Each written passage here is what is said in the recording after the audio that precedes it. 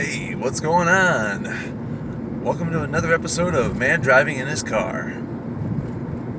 The episode changes every single time. Or the name of this series apparently changes every single time. I gotta throw out there too that with my daily videos and my progress on the website and stuff, I haven't really had time to do anything with actually uploading them to the site. So thank God it's not really it's published, but thank God it's not super official because that'd be a sad looking site right now because it's several days behind. I just want to throw this out there.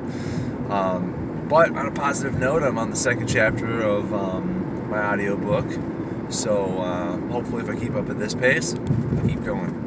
So today I want to talk to you about free products.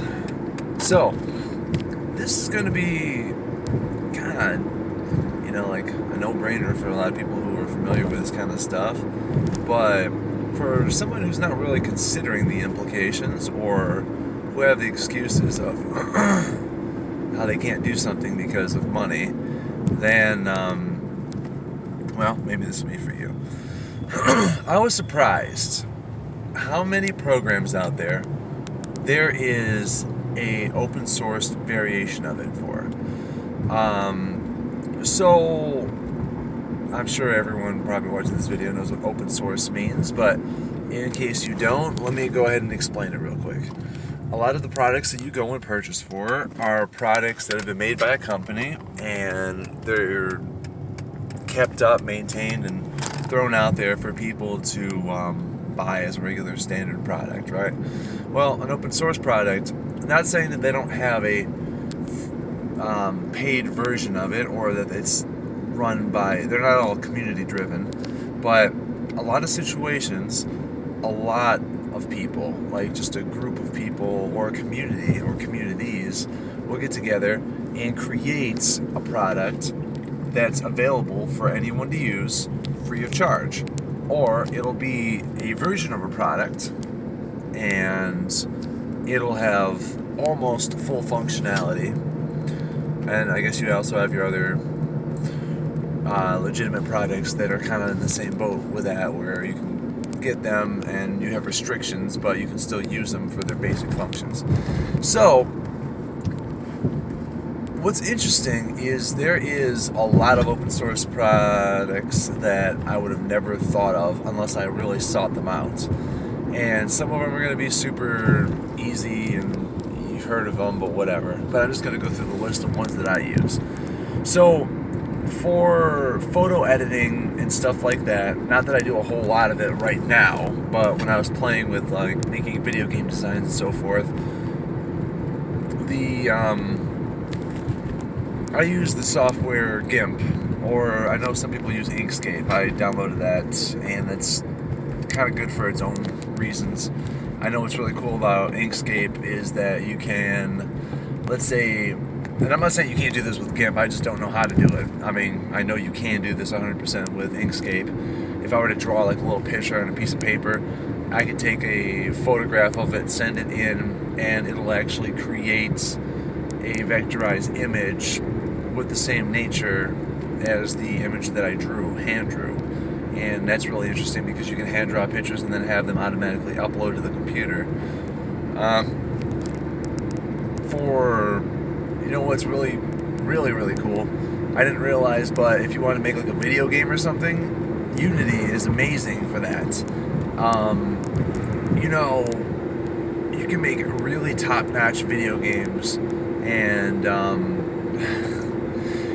which is a perfect accompaniment for it too. It's just like Blender, because it's just I've never would have thought before that people making games would have been using all free products. I mean, there's a lot of packs and stuff that you can get because you don't want to necessarily create every one of your assets from scratch.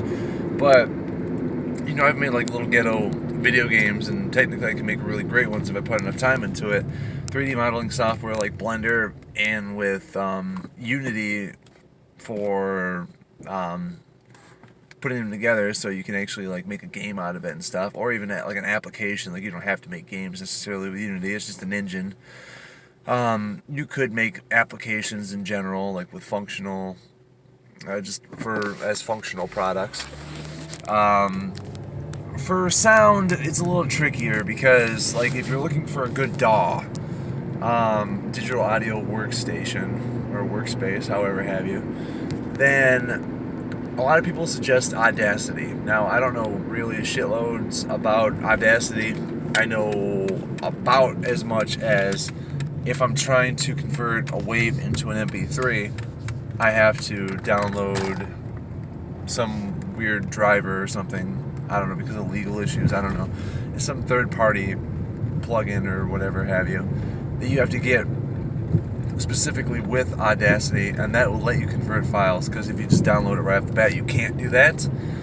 But if, like, I use Ableton Live 9, so if I want to export that file, I guess it would almost be a sin to try to export it as an MP3, so it doesn't even give you the option. So you export it as like a WAV or a higher quality file. I only do it as a WAV. I don't really know if you can do it as another. I'm sure you can do it as other files, but I never needed to. And then I know you can't do it through MP3 though, but one way you can is from, like, you know, a lot of MP3 converters and all that stuff. That's completely open source too, or just free.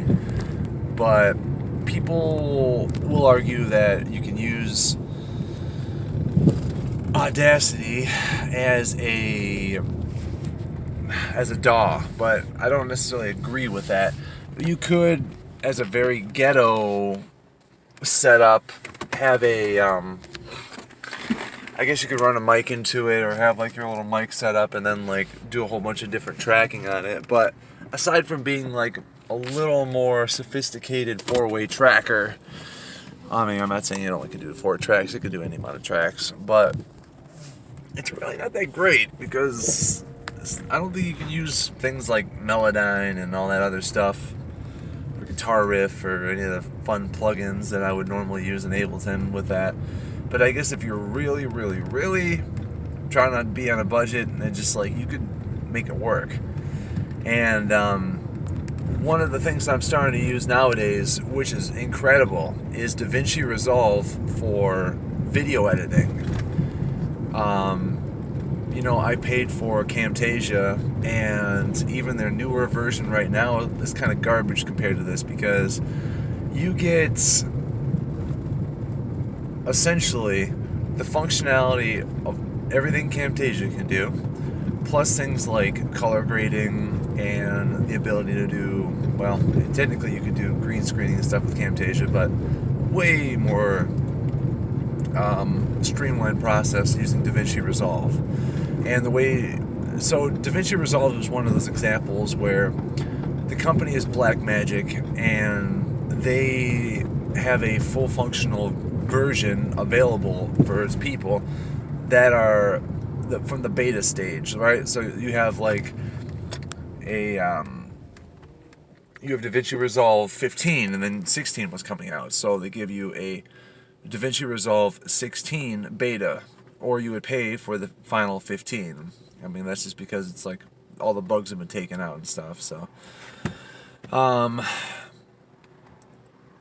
think I covered the main ones that I wanted to use. I was gonna say for writing, I don't really have a good one for writing, because I was using Scrivener, and then I used Microsoft Word, which technically those are neither. Those are both paid programs. But what's the overall point of all this, right? So, you know, I do want to talk about one more that I was pretty excited about, and that's just a small app on your phone. If you haven't checked it out before, check out Snapseed when it comes to photos. If you're uploading Instagram, and you want to put maybe just like some cool text on there, make it like an advertisement, it gives you a lot of functionality. I mean, I guess I could do reviews on these different things, but I don't have the capability right now. So the whole point of me talking about this is that people say that they're always restricted and they can't do anything because of money or because of whatever. And the bottom line is, I recorded some of my best songs, I mean, I may have went back afterwards, but I did with like a USB mic. I just plugged into my computer, and I've done a lot of like artwork and otherwise that all I had was the pad. I mean, I had completely all free software, and I was, making video games, making 3D blends of stuff, and all this other stuff. You can legitimately, with $0, you can go and you can make video games, you can make music videos, you can make high quality audio. I mean, although I would suggest paying for it all because it's way better, but you could have a high quality project. And a lot of these things, especially if you're like interested in music videos, because think about it this way, right? You use GIMP to create your own images for your thumbnails, and shame on me, I don't really use custom-made thumbnails because I just upload these directly from my car. But you get your thumbnails made from GIMP.